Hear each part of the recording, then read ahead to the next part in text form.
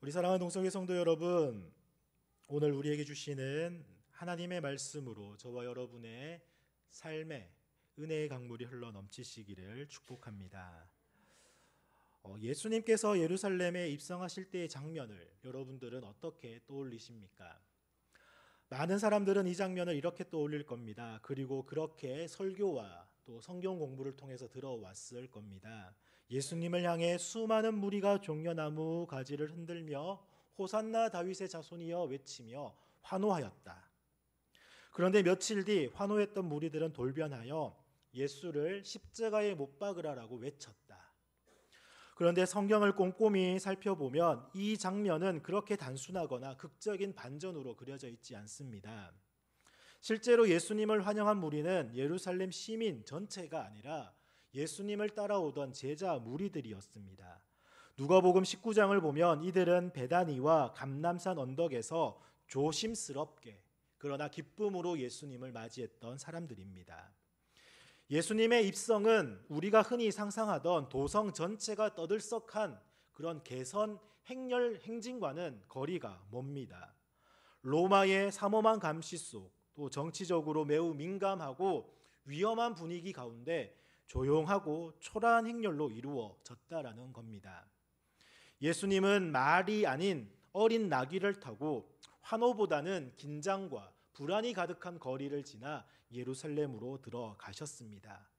겉보기에는 환영하는 것처럼 보였을지 몰라도 그 입성은 오히려 고난을 향한 걸음이었고 또 사람들은 그 뜻을 온전히 이해하지 못한 채 자신들의 기대를 예수님께 더 씌우고 있었습니다. 오늘 이제 우리는 질문해야 할 것입니다. 그렇다면 그날 호산나를 외쳤던 그들은 정말 예수님이 누구신지 알고 있었을까? 사랑하는 동성교회 성도 여러분, 예수님께서 예루살렘으로 들어가실 때 사람들은 앞다투어 종려나무 가지를 꺾어 들고는 길에 깔며 외칩니다. 호산나 찬송하리로다 주의 이름으로 오시는 이 이스라엘의 왕이여.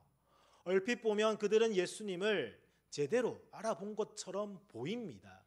그러나 정말 그들은 예수님을 알고 있었습니까? 당시 유대인들의 상황은 매우 절박했습니다. 그들은 로마 제국의 통치 아래에 있었고 자신들의 땅에서조차 자유를 잃은 채 살아가고 있었던 겁니다. 세금은 무거웠고 종교 지도자들은 부패했고 그들의 신앙은 제의와 율법으로만 남아 있었습니다. 이런 상황 속에서 그들이 갈망한 메시아는 해방자였습니다. 그래서 그들은 다윗의 후손, 곧 군사적이고 정치적인 메시아를 기다렸던 것입니다. 다윗처럼 칼을 들고 적들을 물리치고 예루살렘을 회복하고 이스라엘의 영광을 되찾아줄 그런 메시아를 꿈꾸었습니다. 그날 예수님을 향해 쏟아진 그들의 환호는 단순한 감정이 아니었습니다. 그것은 간절한 민족의 염원이었고 오랜 기다림 끝에 쏟아져 나온 열광적인 기대였습니다. 하지만 예수님은 그들의 기대를 충족시켜주지 않으셨습니다. 예수님은 백마를 타고 나타나지 않았습니다. 군대를 이끌고 오시지도 않았고 칼을 들지도 않았습니다. 그 대신 어린 나귀를 타고 조용히 입성하셨습니다. 그 모습은 너무나도 작았고 평범하였고 비정치적이었습니다. 그러나 바로 거기에 예수님의 진짜 메시지가 담겨 있었습니다. 예수님은 이 땅에 전쟁을 일으키러 오신 분이 아니라 평화를 이루시기 위해 오신 분이셨습니다.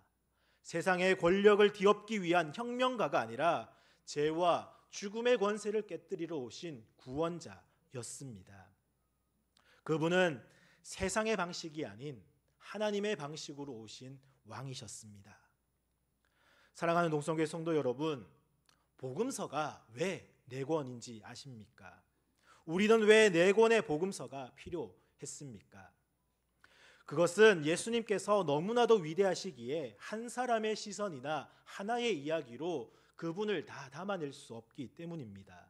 그래서 하나님은 예수님의 사랑과 은혜, 권위와 겸손, 또 고난과 영광을 4명의 저자를 통해 마치 4개의 초상화처럼 우리에게 선물하셨습니다.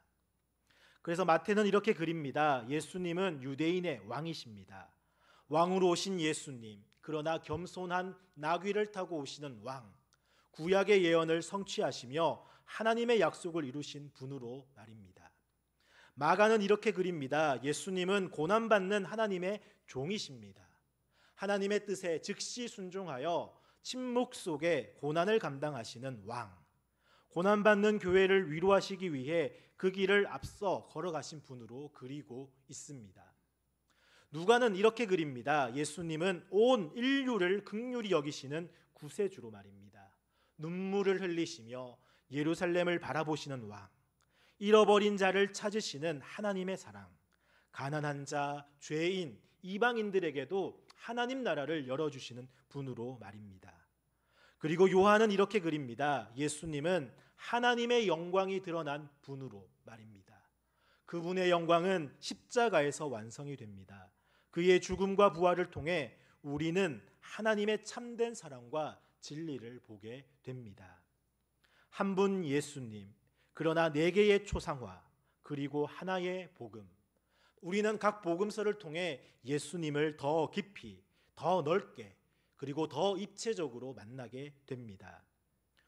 우리 성도 여러분, 혹시 지금 나는 어떤 복음서의 시선으로 예수님을 바라보고 있습니까?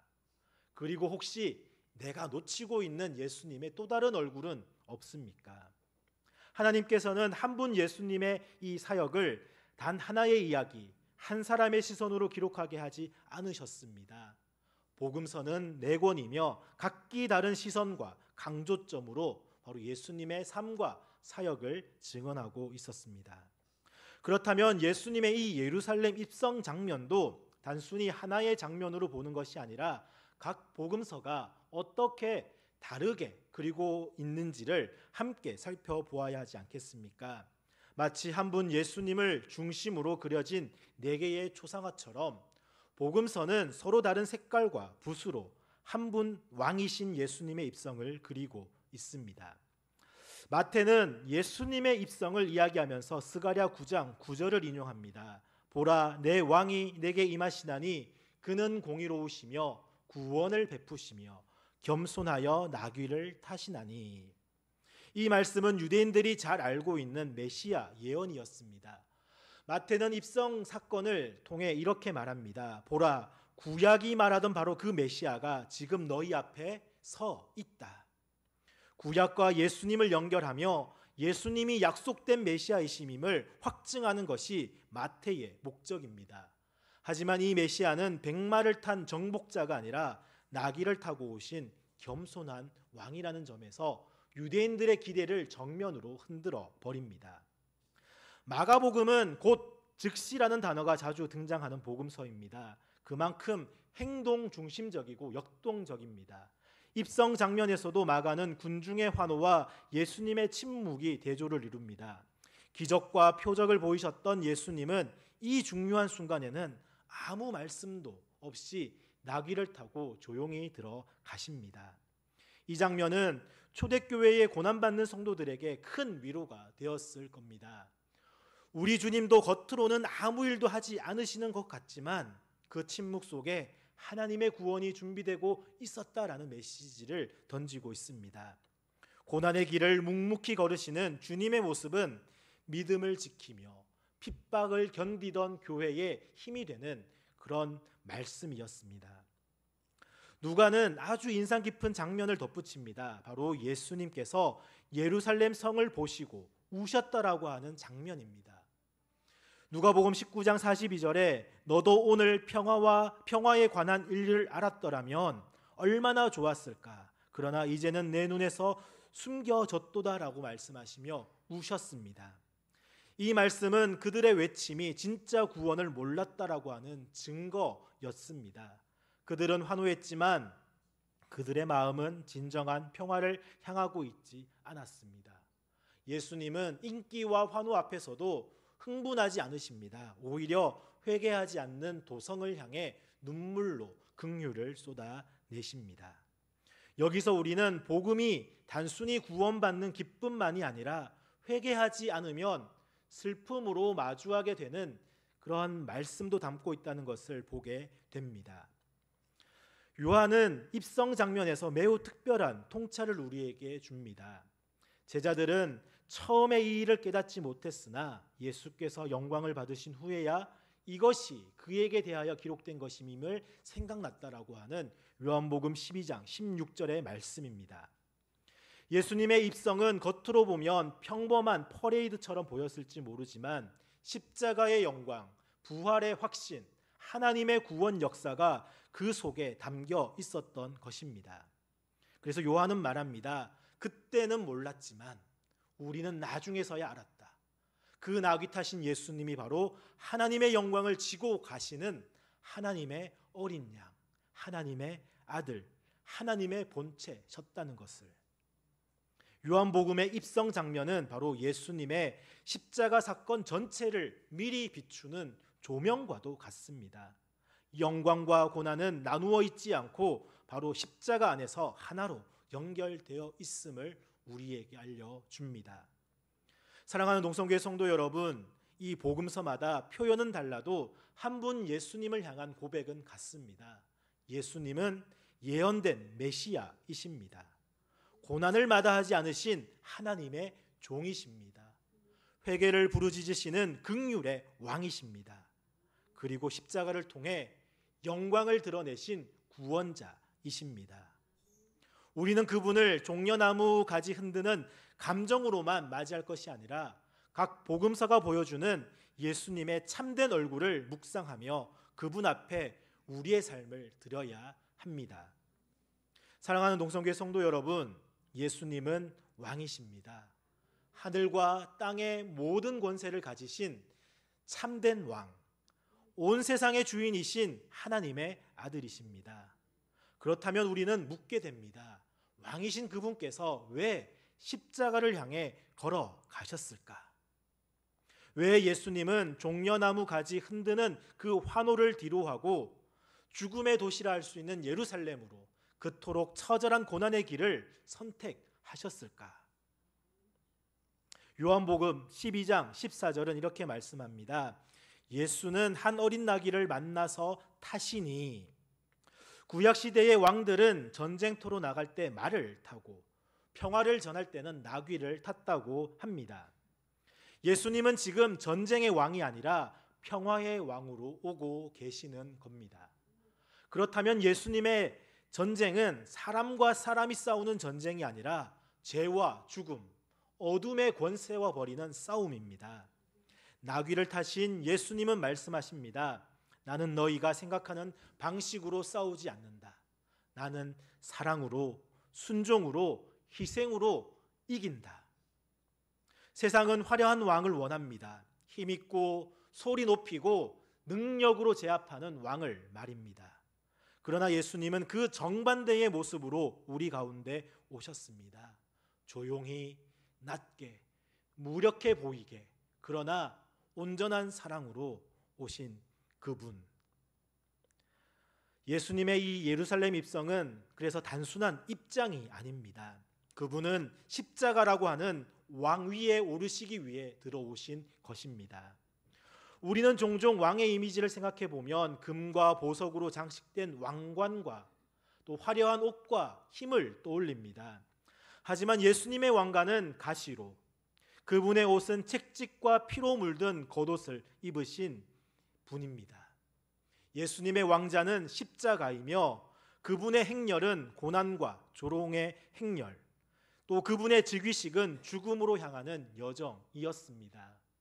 하지만 성도 여러분, 바로 그 길에서 진정한 승리가 일어났습니다. 우리가 해결할 수 없었던 죄의 문제를 해결하셨고, 우리가 벗어날 수 없었던 사망의 그늘을 꺾으셨습니다.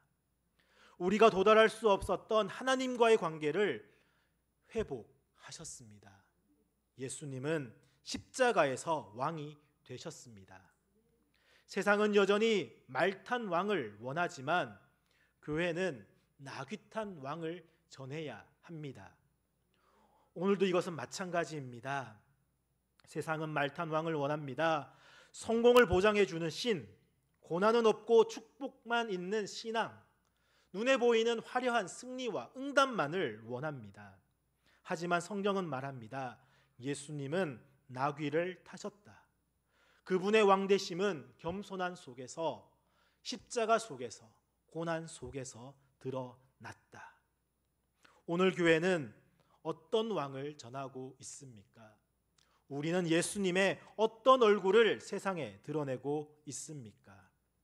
예수님의 왕되심을 따르는 사람은 화려한 승리를 쫓는 것이 아니라 사랑과 섬김의 길, 참된 희생의 길을 함께 걸어가야 합니다. 사랑하는 동성교회 성도 여러분, 예수님은 이기기 위해 오신 분이 아니라 죽기 위해 오신 분이셨습니다. 그러나 그 죽음으로 우리를 살리셨고 그 순종으로 하나님의 나라를 세우셨습니다. 왕으로 오셨지만 칼이 아닌 사랑으로 이기신 그분, 우리는 오늘 그 왕을 바라보며 그분의 발자취를 따라 걷는 제자의 삶을 살아야 합니다. 사랑하는 동성교회 성도 여러분, 이 예수님의 예루살렘 입성은 그분의 공생의 사역의 정점이자 십자가로 향하는 전환점이었습니다.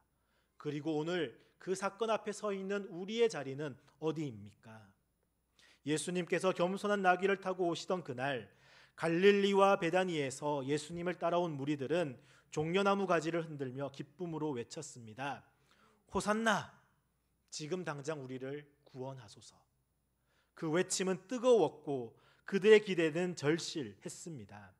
하지만 며칠 뒤 예루살렘의 한복판에서 다른 무리들, 종교 지도자들에게 선동된 사람들은 또 다른 외침을 쏟아냅니다. 그를 십자가에 못 박으라. 예수님은 여전히 같은 분이셨지만 사람들의 반응은 달랐습니다. 성도 여러분, 그 반전은 단지 역사적 사실이 아니라 오늘 우리 안에서도 반복되는 현실일 수 있습니다. 우리는 때때로 예수님을 우리 방식대로 믿고 따르려고 합니다.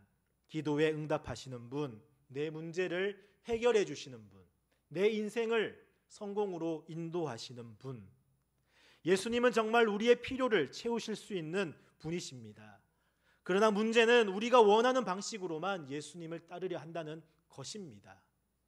예수님은 우리의 기대에 맞추시는 메시아가 아니라 하나님의 뜻을 이루시는 구원자로 오셨습니다. 성경은 말합니다.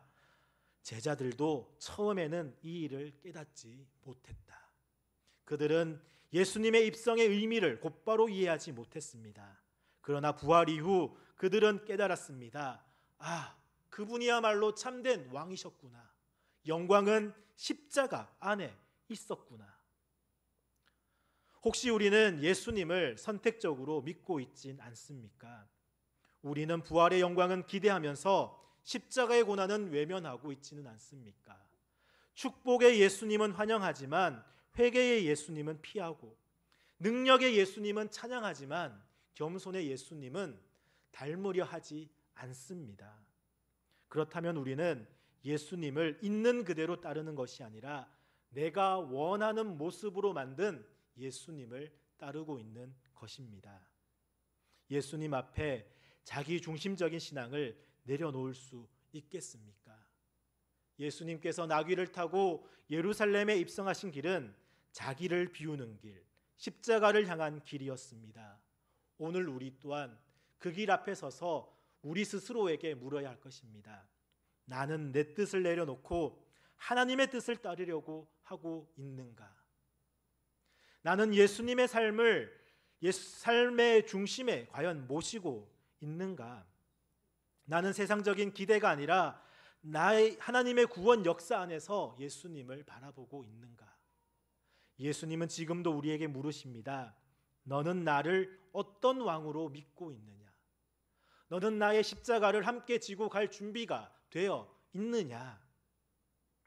사랑하는 동성교회 성도 여러분, 오늘 종려주의를 맞아 우리는 복음서 전체를 통해 예수님의 이 예루살렘 입성 장면을 다시금 보았습니다. 그 입성은 단지 환호의 행진이 아니라 고난의 길, 구원의 길이었습니다. 예수님은 우리의 기대를 넘어 하나님의 뜻에 순종하셨고 그 십자가를 향해 한 걸음 한 걸음 나아가셨습니다. 이제 우리 차례입니다. 우리는 어떤 예수님을 믿고 있습니까? 나는 지금 그분의 나귀 타신 걸음에 동참하고 있습니까? 저와 사랑하는 동성교회 성도 여러분의 삶 가운데 예수님을 내 기대의 왕이 아니라 하나님의 뜻에 순종하신 겸손한 왕으로 받아들이며 그 길을 따르는 참된 제자의 걸음이 이어지기를 간절히 축복합니다. 기도하겠습니다.